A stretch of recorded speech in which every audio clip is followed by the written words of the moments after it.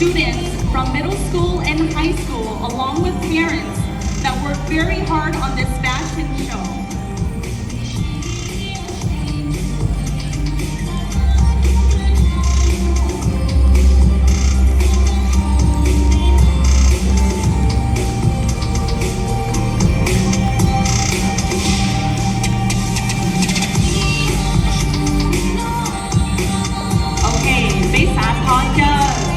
Lily, Didi, Tisinda,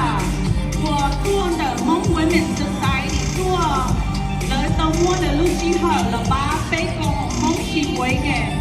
但佢有做晒我嘅即情fashion show 那種嘅，我被仲嘅節目嘅。Lily, Didi, and Cinda from the Hmong Women's Society have volunteered to help Hmong Mutual Assistance Association with the fashion show this year. Please give them a big round of applause.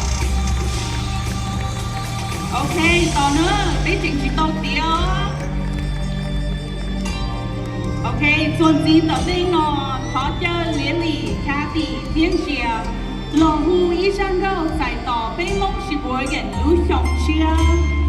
Please welcome Lily, Kathy, and Gia, who will be singing a song to welcome the new year of 2025.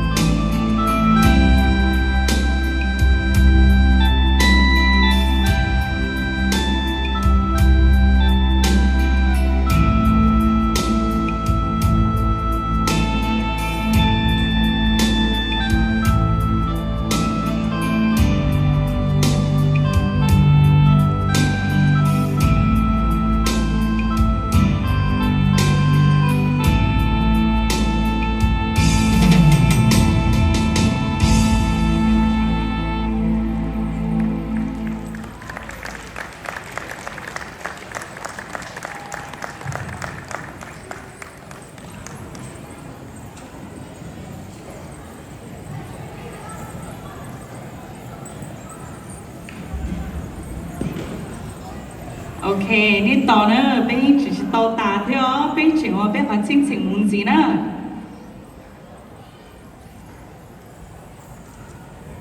OK，當我第一場子就被班菜 fashion，被巴頓菜 fashion show。